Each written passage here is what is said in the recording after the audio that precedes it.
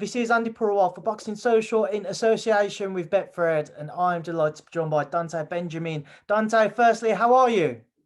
I'm good. How you doing? I'm good, thank you. I appreciate you giving up some time today. An exciting time for yourself and for the beginning of your professional career, teaming up with Top Rank. Straight into it, Dante, why make that move now? Only 19 years old. What made you decide to do so? I had a great amateur background, and I just felt like I was ready. It was something I dreamed of since I started boxing, and I just felt like the time was now and everything was ready. And my dad had passed away, so we was talking about it before he had passed away in early 2021. So that was the plan already. So I just executed it. I know about your excellent amateur pedigree and the accomplishments you've had throughout. Was there any desire to look towards the Olympics, maybe wait for the next cycle? I know it's still a few more years away, but was there any temptation to do so?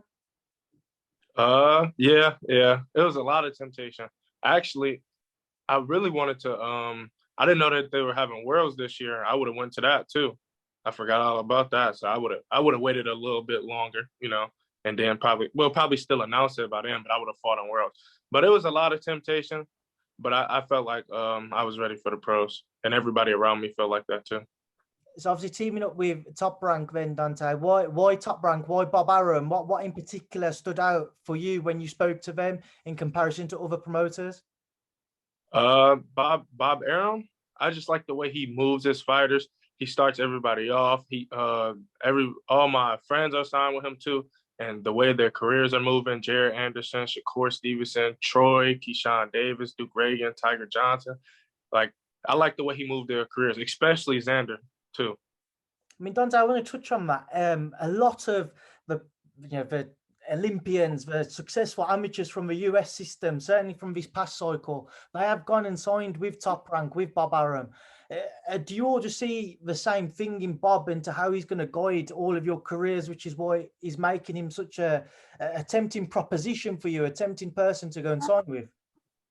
Yeah, I like the way he just moves everybody is smart. He lets everybody take their time, no rush. He don't throw you in there with somebody you shouldn't be in there with. And like the way he moved Jared's career is so smart, and I like the way Jared is moving. So Dante, for your own career, then what is the plan moving forward? I know you're scheduled to make your debut on the 29th. So talk to me about that first and foremost. How excited are you to get out there for the first time as a pro? Man, I'm excited. I've been training hard. I'm ready. I'm going to put on a great performance too. I've been training for a 12-round fight, even though it's only going to be four. But I've been training hard, so I'm ready. I've been ready since forever. As always, because of the amateur success you had, I'm sure there's a lot of pressure on your shoulders to go on to excel in the pro ranks. Do you feel that pressure? Uh, like Shakur Stevenson said, ain't no pressure when you built for this. So I don't feel no pressure.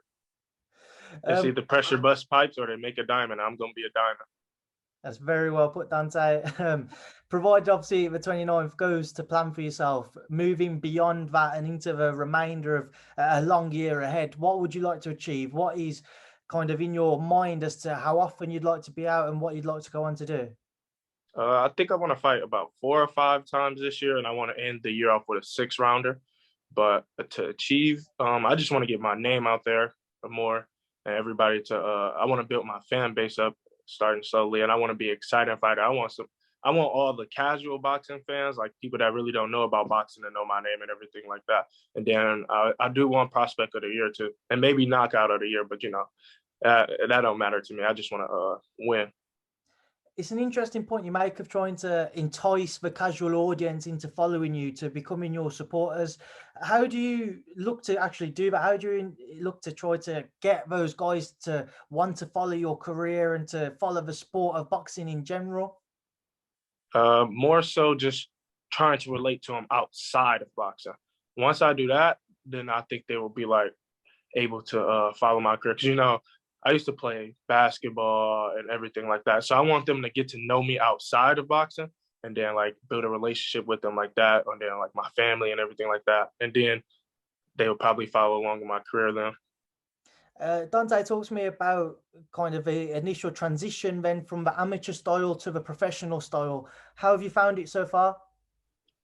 Most people already told me in the amateurs I had a pro style, but the transition was hard.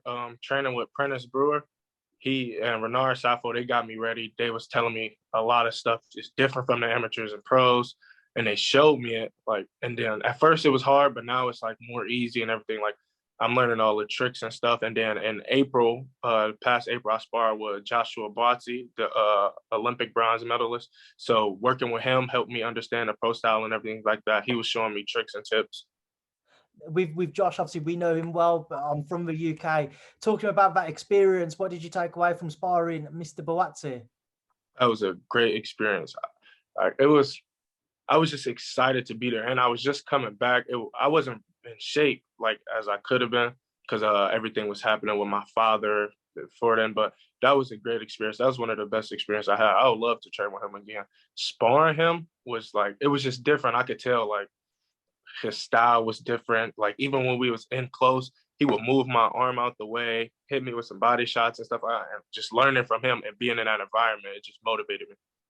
When you're in there with him again, because we know Josh being from the UK, you mentioned the little things that he was able to do, which you might not have done previously. Is that more so down to his own quality and where he's at in his career, or do you think it's more of a style difference between American fighters coming through and how you guys will be taught in comparison to a British fighter coming through and how they're taught?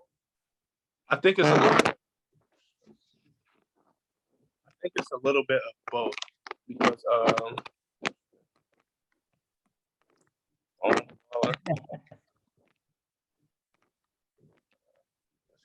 I think it's more so a little bit of both because he got his own style and the way he saw it, so that's unique.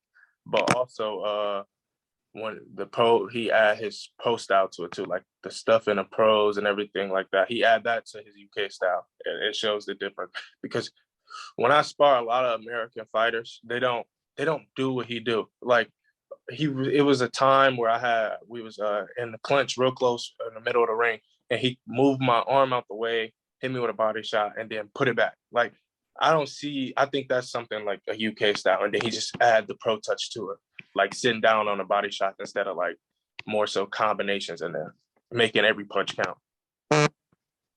Dante, just a couple more quick ones from me before I let you go.